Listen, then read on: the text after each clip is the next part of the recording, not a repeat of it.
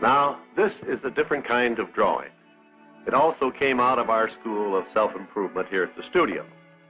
It is a blueprint of a piece of equipment designed to make cartoons more realistic and enjoyable. This is the plan for a super cartoon camera. We call it the Multiplane camera.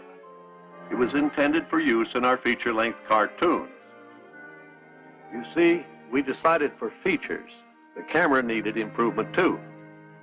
Actually, the pre-feature cartoon camera was fairly simple in construction and operation, and generally very satisfactory.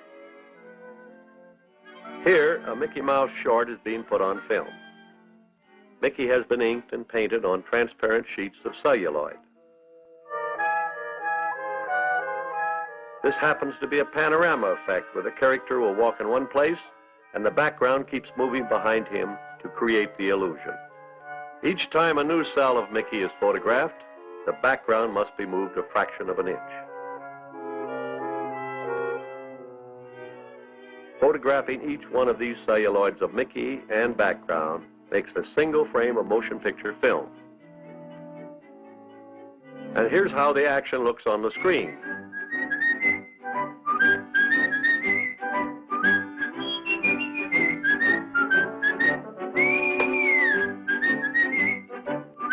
Now note that our character is capable of giving us a real feeling of 3 dimensions. He can move farther away and come closer.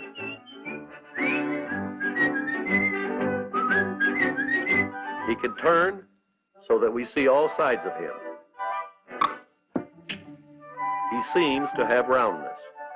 There's nothing flat about him. He can almost poke his finger in your eye.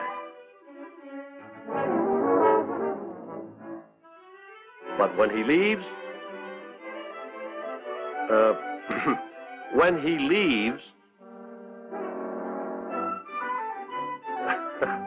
he leaves, whatever dimension he has given the scene leaves with him. Now, the unnatural flatness of the background becomes evident.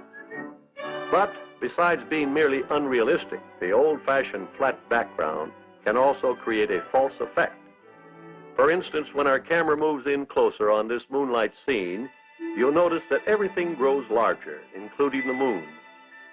Now, when you walk along a country road toward the moon, it certainly doesn't grow larger like this, nor does it shrink in size when you walk away from it. The problem was how to take a painting and make it behave like a real piece of scenery under the camera.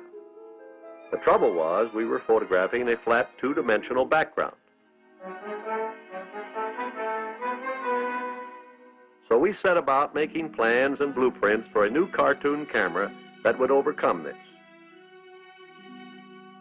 The different elements in the scene were separated according to their varying distances from the viewer. This put the moon on a plane farthest away from the camera. With our original picture broken down in this manner, it is possible to control the relative speed with which each individual part of it moves to or away from the camera. But the moon remains absolutely still, and so it will always remain the same, neither growing nor shrinking in size. Of course, our cartoon camera does not shoot sideways, but is placed above and shoots downward toward the drawing. Since this new camera used many planes, we called it the Multiplane camera.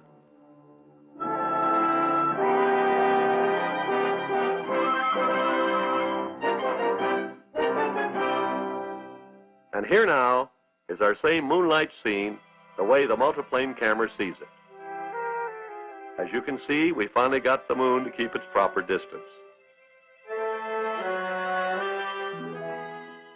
This trick of obtaining a feeling of real depth and dimension in our painted backgrounds was used extensively in the feature cartoon.